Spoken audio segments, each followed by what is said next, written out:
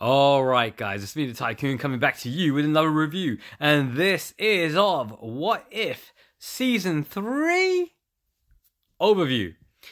As it says on here, it's one final watch. This is it, this is the final one. The final series in what could have been infinitely long. And how well did it rate? Well, let's get into it. So let's get into the series itself, as well as it being an anthology. Thankfully, it didn't have it. In terms of the animation style, the voice acting, all top quality. In terms of the stories, for quite a few of the individual episodes, fantastic. You can't take it away. Although the choices of the what if stories can be questioned. But when we were looking at it, there was a lot of good stuff in there. One of the criticisms that I personally had, and I know quite a few other people had, of season 2, was bringing in a lot of wokeness to the point whereby it wasn't hidden anymore. It wasn't subtle. It wasn't this. It was blatant. It was, we got one bad white guy who is Dr. Stephen Strange, and the only people that can save the universe from Dr. Stephen Strange are all the females with superpowers. And, you know, kind of led up to it as well. Little sprinkles here and there was the thing. Season 3 didn't do that. They only done that for the last 2 episodes. But they did sprinkle in little elements of what was going to happen. And that final overarching storyline was with Uatu, the Watcher himself, actually interfering with little bits and pieces here and there in the actual stories that you would see, that led to, you know, the emissaries coming along and saying, right, no, you've broken all the rules, we have to deal with you. In terms of the stories themselves, they were all, you know, up until the last 2 episodes, they were all really fantastic. I enjoyed it, you know. There were some stories where I started watching them and I was like, don't know about this. And as you stick with it, it goes into really good episodes. One of them that surprised me was Agatha and Kingo. You know, because of the timeline that it's set in, is in the golden era of Hollywood, where you've got Howard Stark as well, being the film producer, going away from, you know, the whole arms and that sort of thing. And it was really well done. Yeah, I enjoyed it, especially watching Kumar Nanjiani back in the saddle again.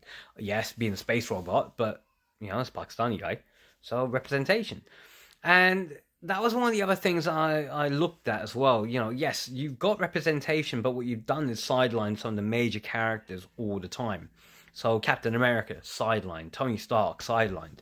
You know, Spider-Man, only shown in one glimpse. These are the guys that have been the foundation that laid down for the whole Marvel Cinematic Universe and what people were expecting. Even now with the X-Men, and it was really great seeing Storm from the X-Men appear in the last 2 episodes. By the same voice actress as in the X-Men animated series. Really loved it. But let's face it, you know, there's so much more from the what if storylines that you can get in and get in quickly before, you know, other things happen. There were some really funky storylines as well, such as Howard the Duck and Mrs. Duck. You know, can't remember her name, Darcy, I think it was. They got together and they had a child, which was an egg. How it happened, listen, don't go into it, don't even think about it, alright? It was quite funny. But the whole episode was really funny, and you finally got to see Nick Fury, you know, Samuel L. Jackson's Nick Fury, having his own catchphrase, Fury out! Which was hilarious. The whole elements behind this is that, look, you can lead into a greater cinematic universe, but right now, you've got to get, you know, you got to bring in other characters. When you look at the what if storylines in the comics, what this show is actually based on, and the same with the first season, when you look at the what if What If is a focal point in a character's journey where one decision was made, which continued in the mainline 616 universe, or the MCU, or the Ultimate Universe, whichever one you want to go according to, versus making another decision that would have had a different impact on that character's life. We've seen it multiple times with Spider-Man. One of the best What If stories I'd read was the one about the Sentry becoming the Void. And the Sentry is now going to be featured heavily in the Thunderbolts movie, and hopefully the Void will also make an appearance as well.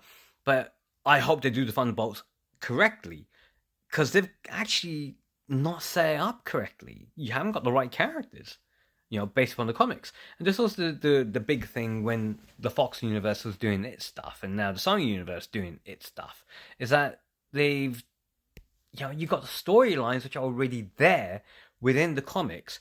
Just pull it out and put it in.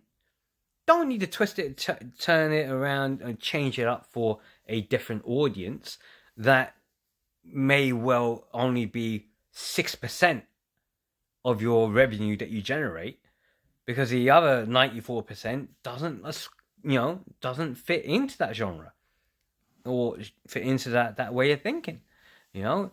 When we are, as fans, looking forward to watching things like this, it is to see those stories brought to life on the small screen, not an interpretation of it. But it was really good again. Even watching the final episodes where you see the all-female character team come out there and just save the day, it felt forced as opposed to organic, because it didn't set things up properly. And that would be my biggest argument behind it. I know I'm in the minority. I am in the minority when it comes to the voices who are reviewing these sorts of stuff at the moment. But the reality is, I would have loved to have seen Miss Marvel, another Pakistani character. I would like to have seen a What If story with her. I would, you brought in Monica Rambeau.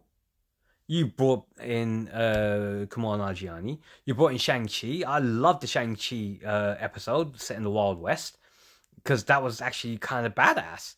And of course, Kate Bishop has been Hawkeye, and we all like Haley Steinfeld's voice acting. We all love it. But there was so much more. It was great seeing the Falcon doing a very well written character, and putting in brains, diplomacy, tact over what you call it, might, because you couldn't beat the Hulk. And that was a great story as well, because it was a kaiju story. That's what they went for, kaiju based story. The funniest one had to be the Winter Soldier and the Red Guardian teaming up. They were hilarious. It was a buddy cop thing, and I loved it. And more stories need to come like that. But we all got to take it one step at a time. And, with the What If storylines, I know what they want to focus on now is the Marvel Zombie universe, but let's take it all one step at a time. Get the wokeness out to begin with.